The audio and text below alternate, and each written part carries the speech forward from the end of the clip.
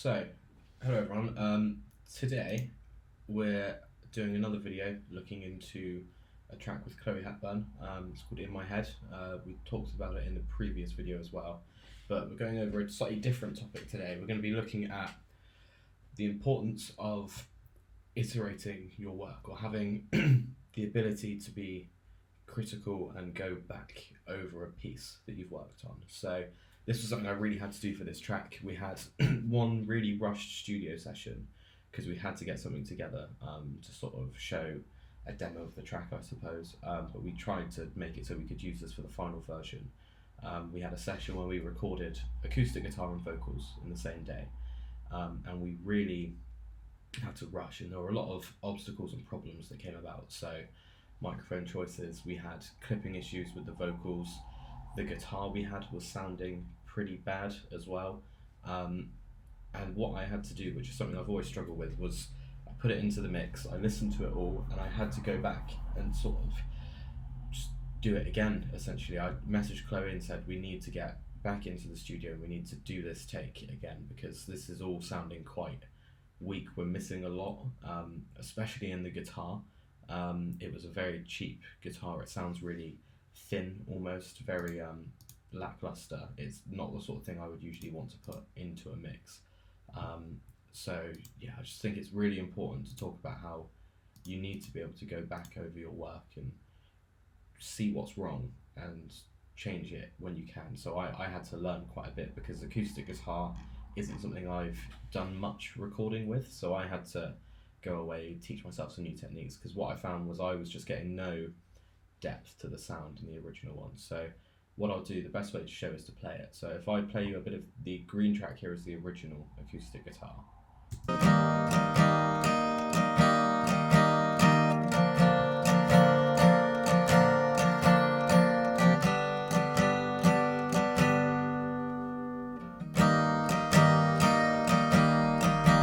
So you can hear it's quite tinny and thin.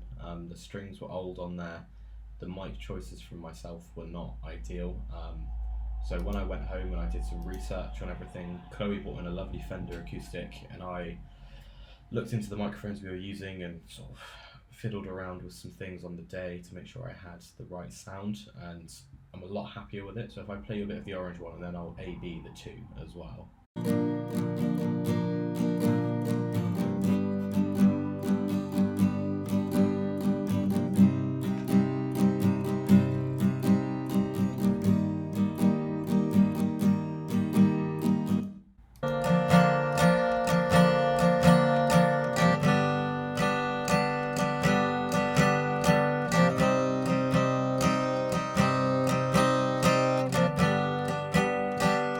So I mean, you can hear straight away there's a huge difference between the tracks, purely just from microphone choices and placements and a change of instrument.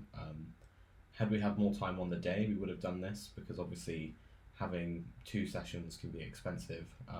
It's not ideal to have to go back in and redo something, but in an ideal world we would have noticed that on the day and we would have made the changes that we could have, and that's the main important thing. And what I've been applying recently is that being ultra critical of what I'm doing, and not just saying, oh, that'll be fine, we'll fix it in post, because I think you need to be about 80 to 90% of the way there in the room with the feel, and then the last 10% comes from the mix and you altering things, not 50-50 the way that I would have treated it at one point.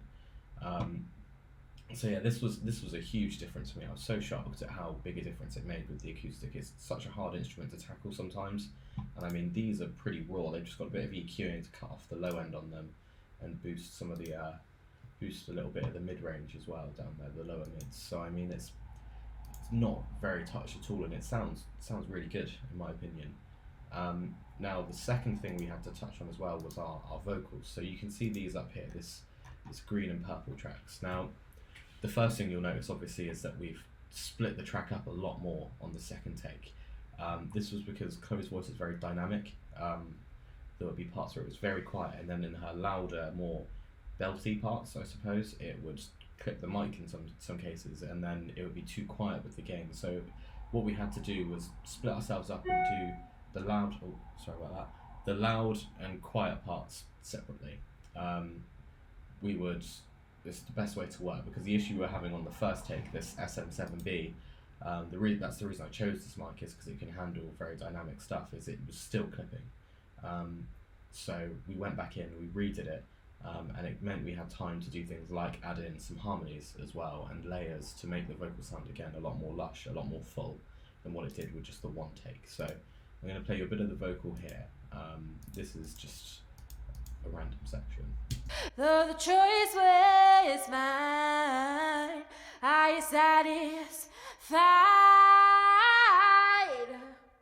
Now I'm out here looking for your distractions. So I mean, you can. Sorry for that. I mean, you can hear it clips there at that section, and that happens throughout.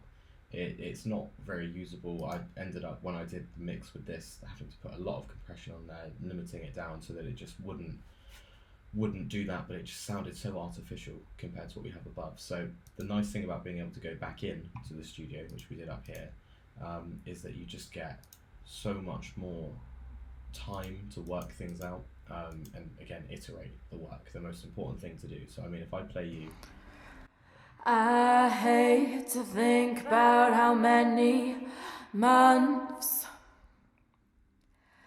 I spent just trying to fix the both of us.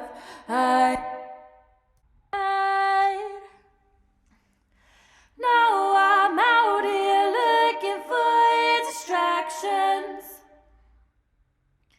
'cause I can't face the ugly truth. It feels like a lose-lose situation. so I mean, you can hear the difference there. It sounds like a finished vocal more so. A little bit of mixing on both of these, very similar at the moment. So that shouldn't make a huge difference. But I just think it's so important to understand that you need to be able to be critical of what you're doing and go back in. Something I wasn't doing in that first session, and in the second session around, I realised that I needed to pay more attention to what was happening, and make sure that we were getting the right takes, doing the right things. And yeah, I just think it makes a world of difference when you sort of go back and you A/B between the two, and you can just see how much further that extra bit of work, that extra bit of going back in the room, moving the microphone around, getting her to take a step back can make, because saves time in mixing. It means that everything just glues together a lot better. So I hope this helps, and again, I'd love to see some work from other people, see what they can come up with, and listen to some of the music that you guys put out as well, because I think this is a really helpful tip just to stay aware of exactly what it is you're doing and how you should go back and look at everything as well.